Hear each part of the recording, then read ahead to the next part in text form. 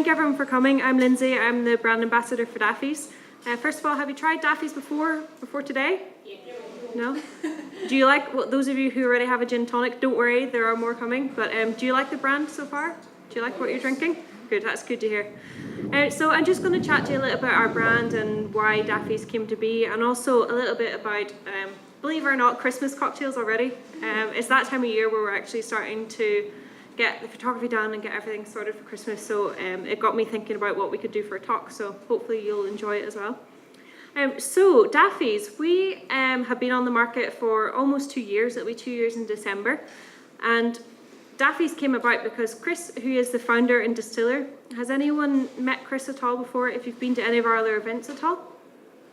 So he is a very charismatic man. When he was 17, he was very interested in winemaking. His grandfather was a big wine buff, and yeah, I know 17, not quite legal, but encouraged him to explore the world of wine and the different grape varieties. So when he was 17, he started writing off to about 200 different vineyards in France asking for an internship. And 2 got back to him. Most of them kind of just ignored or laughed, but one said maybe, which was Chateau Parma in Bordeaux. So Chris went over to Bordeaux and originally started like painting stairs and carrying grapes, not really doing anything that exciting to do with winemaking. But after a while, they entrusted him and taught him bits and pieces about the trade and also about distilling. And it was the distillation that he really, really loved. And he was doing lots of really random things, like using wild boars to distill with and making grappa with that, which is quite strange, but surprisingly actually worked. That's how you know you've got talent, where you can make wild boar taste good in a drink. So the guys at the vineyard said, look, go to Scotland and learn how to do it properly. So he went to Scotland, obviously, and trained up a bit in a couple of distilleries there, and met his wife and stayed because of love, and ended up going to university. He did business with history of art because he knew that at some point in his life he wanted to have a drinks company, so he needed some kind of brand knowledge and how to run a company. After graduating, he did a few bits and pieces and ended up working for Diageo, and it's there where he officially trained as a master distiller and also traveled the world, like making great whiskey and rum and gin and vodka and everything you can think of. But in the back of his head was, I want to make a great gin, London Dry, that's so good you can genuinely drink straight. So he pitched it to Diageo, who weren't having any of it. So Daffy's, after leaving, Daffy's was 4 years in the making. And his idea was to make a really good London Dry gin, incredibly classic, but just so well balanced that you can drink it straight and enjoy it. Has anyone tried it straight yet? If you've been over to our stand, hopefully, come and see us afterwards and you can try it straight, so you hopefully get the flavour profile of it. So for making gin and, well, white spirits in general straight to taste nice, it's quite difficult because things like whiskey and rum and cognac, it's the aging process that takes away the harshness from that, from the kind of distillation process. So you need to think of different ways of doing it to make it like generally enjoyable. So for Daffy's, there are 3 different kind of processes that go into it to make us quite unique and taste as it does. The first being our grain neutral spirit, which is what you would distill from. We actually make that ourselves. About 98% of gin companies around the world will source it from other companies, but we do it ourselves, so we know we've got great quality wheat to begin with. It's French wheat that we get from Normandy, and the guy who harvests it for us, he prides himself on being the best French bread maker in the world. So we know we've got great quality to begin with. As well as that, once we've done our first initial distillation to get the neutral spirit, it's got a slight biscuity flavour to it, so it's not completely neutral. And whenever you taste the gin straight, you'll see it kind of lends itself to the flavour profile of it. So when that's done, we bring that over to the UK. And in the meantime, we are sourcing and hunting our botanicals from all over the world. You've probably noticed if you're drinking, you've got some lime and mint in there, which is quite strange for a gin and tonic. But one of our kind of more intriguing botanicals is Lebanese mint. And it actually comes from Chris's wife. Her father has a vineyard in the Bekaa Valley in Lebanon. And we decided to throw it in and see what would happen when we started off. And surprisingly, it made it really delicious. But it doesn't make it minty. When you drink it straight, it gives it a kind of biscuity and buttery flavour and a really nice mouthfeel. For me, it's like, I don't know if you like oak to white wine. I know a lot of people don't, but I'm a massive fan of it if it's done well. But that kind of mouthfeel and length that you get from it, that's what the Lebanese mint does for Daffy's. So pairing that with all the other really well-sourced ingredients, our citrus comes from Spain and Italy. Everything is meticulously sourced and stored to have the best possible botanicals. And the process that we do for infusing the gin is maceration. And we do that for 4 days, which is significantly longer than the trade standard, which should maybe be about 4 hours for distilling or for maceration. But by doing so, we get as much of the flavour and all the oils from the botanicals as possible to have a really strong tasting gin, I guess would be the way to say it. So once that's done macerating, and this is the most important part of Daffy's actually, and what makes us incredibly unique, is our distillation process. So we invented a slow cook method for distilling. By dropping down the temperature, you're able to retain all the complexity and balance and finesse without it being harsh when you drink it straight. So instead of maybe 4 hours for distilling, again, longer than trade standard, we would do 10.5. So what you're left with is really complex gin that's got tons of finesse and flavour without it being harsh. Once that's done, we bottle it at 43.4%, which is quite strong for a gin. But hopefully, whenever you do try it, if you come see us afterwards, you will see that it is actually quite nice and pleasant to drink as it is. My personal favourite way to drink it is as a martini, because you get the best of both worlds. You're not... We're on the same page here. But you get the best of both. You're not overly diluting it with tonic, and it's not just strong. Oh my goodness, this is just gin. I don't want to drink that. But if you do get a chance, do try it as a martini too. So what about the branding? Do you know anything about our packaging at all, or how that came to be? So I mentioned that Chris did business with History of Art at university. One of his favourite artists at the time was Robert McGuinness. Is that name familiar to anyone? No? He's the artist behind Breakfast at Tiffany's and Barbarella and the older James Bond movie posters. So Chris contacted him in the off chance, like in a really romantic way. Look, you're my hero. What do you think about doing anything with our brand? And by this stage, like nothing, we probably didn't even have a recipe, to be fair. Well, not finalised anyway. But McGuinness, he was quite excited because he's about 90 years old now and hasn't done much commercial work for a while. So he asked Chris to put together just some information about the branding and what he was thinking of doing with it. So Chris got quite excited and got out his Pritt stick and started making a scrapbook of his life, essentially. So from when he was distilling and making wine in the Bec, or not the Bec Valley, sorry, in Bordeaux, up until his life working with Diageo, and just some pictures of his family. And McGuinness saw it and got back to him. Now, as he said, he's 90, so doesn't really do much with like social media or emails or anything like that. You're lucky if you get a phone call, but it's genuinely handwritten letters. And he got back to Chris in one sentence and said, "Dear Chris, please send me your wife, full stop." And that was it. Because he thought that she was beautiful and would make an incredible muse for the bottle. And he's such an iconic artist and really well known for painting beautiful women, so it was kind of fitting, and it worked with us and kind of ties into the whole Madame Geneva, Mother's Ruin type era. And one of the concepts that Chris kind of came across when he was working with Diageo, he used to make Tuscarora in Kenya, and a friend of his there would always toast to the goddess of gin every time he had a gin and tonic. It was just like his thing. And he included that in the scrapbook, and McGuinness thought that was quite cool as well. So we kind of tied it all together and made Mignon, or Daffy, and the goddess of gin. So that's where that comes from. And the name Daffy is actually an old Georgian nickname for gin. If you've ever read Oliver Twist, I don't think it's quoted in the film, but the children drank Daffy's, which was a medicine at the time that they would mix with gin, purely to go into the bloodstream quicker and to taste better. Alcohol has such a great history with medicine. It was originally created, gin in particular was originally created for medicinal purposes, so it's only fitting that it works. Back in the Dickensian era, you could go to a gin parlour and ask for Daffy's, and that's what you would get. Maybe not quite as well balanced, but you still get a gin. Has everyone had their gin and tonic now, or at least got one in their hand to drink? Cool. Does anyone have any questions about the brand or the distillation process or anything at all before we move on to the cocktails? No? How are we doing for time? We all right? Oh, it's only 10 past, we've got plenty of time. So, Broxburn, actually, that's where all our production takes place, so just outside Edinburgh. So, any other questions at all? No? All right, so do any of you make cocktails at home or into cooking at all? Because it's pretty much the same thing, if not easier.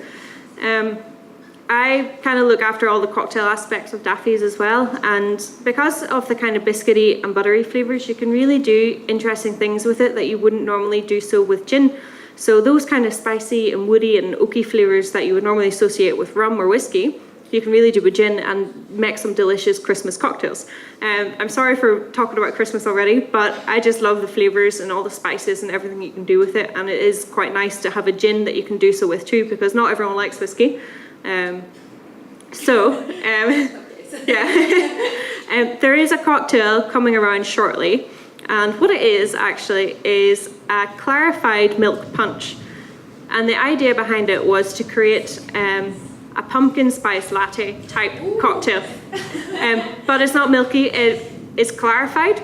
So the way that I made it was by, first of all, infusing Daffy's with some lemon peels, and I left that to sit for 48 hours in the fridge just to kind of soak up all the flavour. After that, I made a syrup using coffee beans, some cinnamon, some cloves and cardamom. I just let that kind of bring to boil and then added demerara sugar to it once it was ready, once I had tons of flavour for it. All right, here's the first cocktails coming now.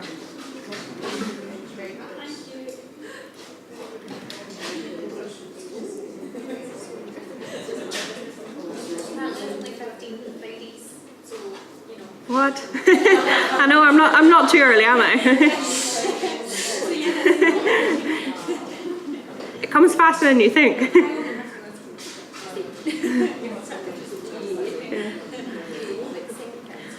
So you notice it's not milky.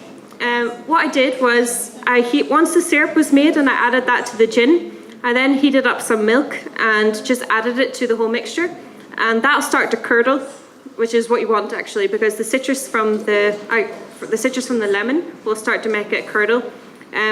Once you've kind of strained off all the whey, keep it if you want. It's quite healthy actually. It's just whey protein, but you can kind of I know, right? It's cocktails are healthy, I promise. But you can kind of strain all off the whey on top of that, and then once that's done, you need to keep filtering it until it comes as clear as possible. This one, to be fair, could have done with another round of filtering, but I didn't have much time on my hands. But what do you think? You have the recipe to hand. I can give you it. I don't actually have it written down just now, but I can. A lot of the times when I'm making stuff, I'm pretty thorough out there. I'll just throw things together and hope it works, and then next time I go to make, I'm like, oh, I should have written down the recipe properly. But I can give you. Yeah, it's quite. Did you like it? Good. Thumbs up. So just to demonstrate what you can do with gin, because you probably wouldn't normally associate those type of things with gin, so hopefully you'll enjoy it. Any questions at all about the recipe or how that's made? So you're putting milk until it curdles? Yeah. Mm-hmm. So what you're left with, the idea behind it is you get the kind of lactic coating flavouring almost, but it's not cloudy milky. Yeah, you can taste it. You can taste that there is some sort of... Yes. What do you do to exchange the milk? Well, first of all, I just got like a little kind of mesh strainer and scooped out what I could. But once it gets finer, you need to keep filtering it, either using cheesecloth, or I actually use kitchen roll. It's quite effective. You can just pour it directly through it and be able to retain all that. So, it will be actually. I've just started a blog for Daffy's website, which is pretty much just following bits and pieces of what I do. Like, for example, we'll be doing something about the Juniper Festival and also cocktail recipes. So if you are into doing things at home or would like to start experimenting, we do post more kind of difficult ones, but also more accessible ones that are like quite impressive, but are really easy to make as well. So if you follow us on social media and on our website, the blog is posted, but we'll also be retweeting it and doing lots of things with that. So you will have the recipe and a step-by-step guide as how to do it. So. Is your blog on the Daffy's website? Yeah, mm-hmm. My first post was yesterday, so it's not that extensive, but yeah. Pardon? It will be. Yeah, it will be. So any other questions at all? Do you know, I normally spend so much time. I usually go overtime during these talks, so I don't know if I feel like I'm rushing, but I could maybe go back and talk to you a little bit about gin history, if that would be of interest, if you've got some more time. Do you have any other recipes that you've been working on as well? Yeah, Well, I'm glad you like it. Actually, the first blog piece was 2 other cocktails that you can try. They're kind of Christmassy too, I guess. But on our social media, we're always posting new recipes for people to try at home. So all the specs will be there and you're able to follow those quite easily. But the ones that are on, the one that I posted on my blog the other day, they're actually really simple to make and just... Martinis. Pardon? Martinis. Well, yeah. But for a martini, actually, I'd recommend a couple of dashes of orange bitters. Just kind of lifts the cocktail and makes it so incredibly refreshing. So. What, sorry, I don't know if you said, but what made you choose to put milk in it? Milk punch was actually, it dates back to a long time. Believe it or not, so many cocktails that you drink today are from eras that you wouldn't even think of. Like, for example, daiquiri was originally created to prevent scurvy for the sailors in the Caribbean. And the gimlet cocktail, just a traditional mixture of lime, cordial, and gin. That was, again, created to prevent scurvy. And this one, I don't know if there's any medicinal purpose behind it at all, but it was quite common to just mix things together and make a punch out of it. I just like the idea. And we actually, this cocktail, I used to work in a bar in Edinburgh and we did cocktails in the city. Has anyone heard of that before? It's an event where a few different bars kind of come together and pair with brands and showcase different cocktails. So it's like a night out in one venue, which is quite cool. Yeah, it's on this month, October as well, so you should come along for that. But we did like a clarified milk punch type thing because it was close to October, that pumpkin spice type, and it worked really well and it's quite popular. So I thought it was the first time I've made it in about a year, so I thought I'd demonstrate it and just get some other people's feedback and see if we can get a recipe put down for future use. So yeah, good. I'm glad we got a thumbs up. Does anyone have any other questions, or would you like me to talk? Sorry, go ahead.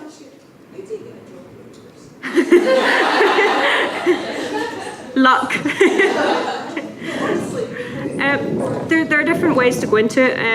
I was working in bars in Edinburgh, and one of the venues that I worked at, we wanted to open up a speakeasy, and we contacted Daffy's. This was maybe 3 months before 3 months after they'd gone into the market, and we asked them if they'd like to get involved with this bar that we were opening and maybe put in some branding. Unfortunately, the bar never opened. It just kept, there was other things going on with the hotel, and it just kept getting pushed back and pushed back and pushed back. And I was kind of getting fed up of waiting for a bar to open that apparently was never going to happen. This was last August, by the way, and it's still not open. So, so I handed in my notice, and I told Chris, the distiller, I was like, just so you know, I'm not going to be there when that bar opens. And he said, okay, do you want a job? I was like, yes, please. But if you are interested in doing it, there are internships and graduate schemes for the likes of Diageo, they do them, and Pernod Ricard, if you are interested in doing stuff like that. But it always helps to have a good interest in alcohol. Not in an alcoholic way, but an appreciation for the finer flavours, I guess, would be the way to put it. But you don't necessarily have to be involved in the drinks industry, first of all. About the slow distilling process. So the temperature doesn't go past 70-something degrees, or how do you make it slower? It's using pressure to develop it. There's a thing that we use. I can't really go too much into it. It's kind of like one of our secrets, but yeah, the temperature is lower than 70. So basically you use not the normal atmosphere, but less atmosphere. Yeah, pretty much. Okay. Yeah. That's it for me. Thank you. Cool. Any other questions at all? Or would anyone like to hear? Is there anything anyone would like to hear about? Gin history, I don't know, is that interesting? Yeah. Well, before London, actually, in the 10th century, Italian monks were distilling with wine-based spirits, originally for medicinal purposes, as I said. And what they would do is harvest whatever botanicals were in the area, and juniper berries were readily available at the time. So we can assume that at least one of them distilled with juniper berries and made the first essential gin. This became popular in the Netherlands. It was originally used to treat kidney problems and different ailments. And they started making their own type of gin. Pardon? No. But they were making their own type of gin called Juniper. Has anyone tried Juniper before? So it doesn't really taste like gin. It's because they use a malted wine as the kind of base spirit. It tastes, as it suggests, much more malty. And for me, it's almost like a blend of whiskey and gin together, which is strange. But if you do get a chance to drink it, either drink it straight or with like ginger beer or ginger ale. It just doesn't work with tonic. It's just not a good mix. But this was popular in the Netherlands. During the Dutch War of Independence, the British soldiers were overfighting, and they noticed that the Dutchmen were given their ration of Juniper before going into battle, which made them incredibly courageous, where the term Dutch courage comes from. So, yeah. So William of Orange then overthrew the King of England and brought Juniper to the UK. But because there was a surplus of grain at the time, and also because we were at war with France, to protect the economy, they started putting high taxes on imported spirits. So things like cognac and Juniper and beer were now inaccessible to the poorer people. So everyone started drinking gin, and it just became so popular. And the government were quite worried about it because of the whole Madame Geneva, you know, theft, crime rate, prostitution, everything is just escalating. So they tried to implement taxes, and they tried to make people take out licenses for it, but it never really happened. I think in that time only 2 licenses were taken out in the whole of the UK. But what generally tends to happen is it'll just go underground and people start making it at home, but they didn't have access to really great quality grain, so they were using like turpentine and stuff like that, and just, I don't know, pretty rough. But to make it taste better, they would just sweeten it quite heavily, and that style of gin is known as Old Tom. In the case of London Dry, it doesn't necessarily have to be made in London to be classified as a London Dry gin. It's purely the distillation process and the botanical makeup. So 51% of it has to be juniper out of the botanicals, and also you can't sweeten it heavily. It just has to be kind of pure, raw form of gin. So that classifies London Dry? That classifies London Dry, yeah. You said that earlier it's a classical gin dry, but I don't actually know that. Okay, well, yeah, so it's just imagine just as pure as gin can be without any sort of flavour enhancers. So like, for example, Hendrick's is not London Dry. It'd be classified as New World gin to an extent because they use the rose and the cucumber, so it's like a different flavour profile of gin. But things like Daffy's and Sipsmith and I know all these gin brands, but I can't think off the top of my head, but there would be like good London Dry styles of gins that are just kind of classic that you go to. So, where did I get to with history? Oh no, that's fine. How are we doing for time? Okay, I can cover off the rest of it then briefly. So Old Tom gin, it's not that popular at the moment. There are a few brands out, but it's not something that people would normally ask for. So has anyone tried it before or heard of it or know about the name? So Old Tom.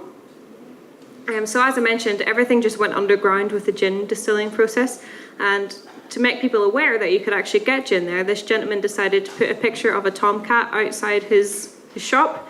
And what you would do was you could like lift the tail or dispense like the paw. I'm not entirely sure. I wish I was around in those days to see, but it would dispense you with gin, and it's essentially like the first vending machine. But people were just making this in their bathtub at home, like just throwing whatever they could together as long as they could have their fix of gin, I guess. But after a while, it kind of levied off, and people kind of controlled their urge to drink so much gin, and it just kind of straightened itself out. Are we going to have another gin craze? Possibly. I mean, Because like the gin parlours and then I think it's a bit of there's such a resurgence now. Yeah.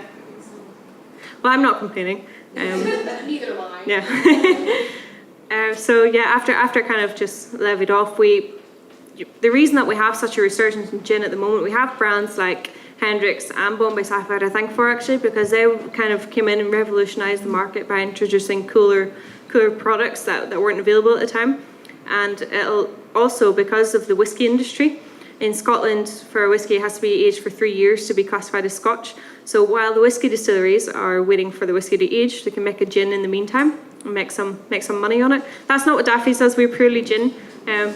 But that's a lot of why there's a lot of Scottish gin out at the moment, and also because we've got such a great heritage of distilling, so why not keep on it and keep making great drinks. So yeah. Any questions at all? Yeah, all happy? There might be a little bit of the punch left, don't quote me on that. Maybe, whoever gets to the bar first, I don't know. No. Well, thank you very much for listening. Oh no. There's enough for that's the last one. Well, thank you very much for listening. If you have any other questions, just come and speak to me. I'll be at the Daffy stand slinging some drinks. So thank you.